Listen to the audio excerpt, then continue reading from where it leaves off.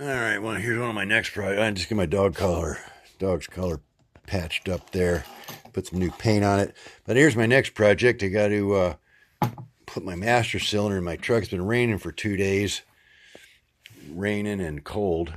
It stopped raining, but it's still pretty cold. Oh yeah, and so I'm on TikTok now, and I learned that learning a few things there. TikTok only comes in portrait mode, but if you're watching this on TikTok, because I think I know how to upload this onto TikTok now, if you just turn your camera sideways, you'll be able to watch this in regular cinema mode. It won't flop around. But if you're on YouTube and you put it in portrait mode, you only got that little skinny view like this. It's horrible. Can't stand it. But anyways, I got to put that master cylinder on here, and it's got a big nut here, a small nut there, and it goes into this adapter, which goes into the master cylinder. Now, I don't have this adapter on the new master cylinder, so I got to take this line off and this line off, take this adapter off, put it onto the new master cylinder, and then attach everything up. And if anything gets screwed up, I got to cut the ends of the lines off here and either put new lines on or reflare these. They're kind of rusty there, so I don't know how this is going to work. I'm kind of afraid to start it. It's really cold out here, so I don't really want to mess with this right now. And I got a brand new booster on there, but it's all rusty already, so I got to pull that off, de-rust it, paint it. So I got a little bit of a project going here. Really kind of like to have a nice day to do it on. Yeah, I probably should have put the master cylinder on when I did the booster, but the master cylinder wasn't leaking then, but you can see it's leaking now. I don't know if you look down there, you can see that right down there. Let's see if we can get it to zoom in. Oh yeah, there you can see it. Yep, that's it.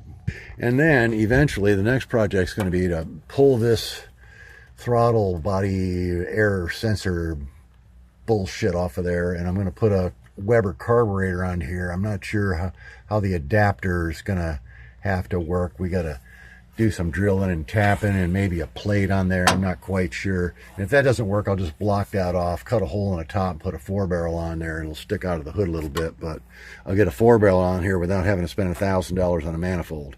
And then all the injector crap and all this EGR shit, that's all going away.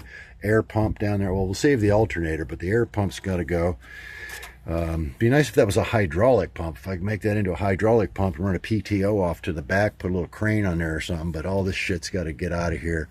All the wiring's got to be kind of redone, rebooted, kind of a wiring 2.0 on it.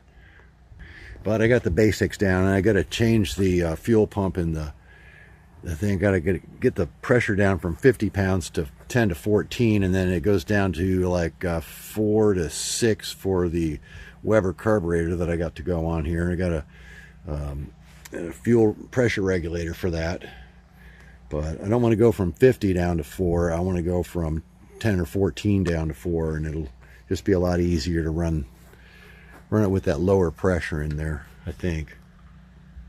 So I got to wire the key in through the clutch switch to crank the starter, save that wiring, but then the coil wires got to go to the new distributor, HEI distributor, and but then all that computer shit's got to go. There's like a huge wad of wires that go into that thing, and I'm only going to need a few of those, I think, but the computer's going to go away.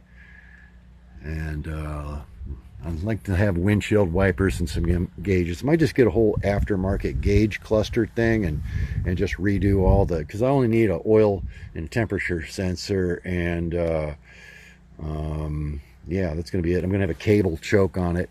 I hope it's going to be a cable choke, and yeah, it's going to be just like wired like a tractor. None of that bullshit you don't need. Yeah, that whole gob of wires down there, that little crap nest back there, so yeah, this is all original, all good, all there, but it's got a little sputter, spit, hiccup. It doesn't like to run. Sometimes it'll run fine, but we just can't figure out what's wrong with it. And yeah, we've done every kind of diagnostics and worked on it for 6 months, and it's got a little better. I mean, we redid everything, timing, distributor wires, every sensor, and we didn't go parts cannon on it. We ran the codes, we did everything, checked the fuel pressures front and back, replaced pumps and the relays and the everything. So it's yeah, it's just the computer's just so old it just can't work anymore. There's something wrong in there. You can't really get it fixed. I mean, we could send it in, but I had another new computer in here and it didn't work. So time to just go old school on it with a HEI Chevy distributor and new wiring.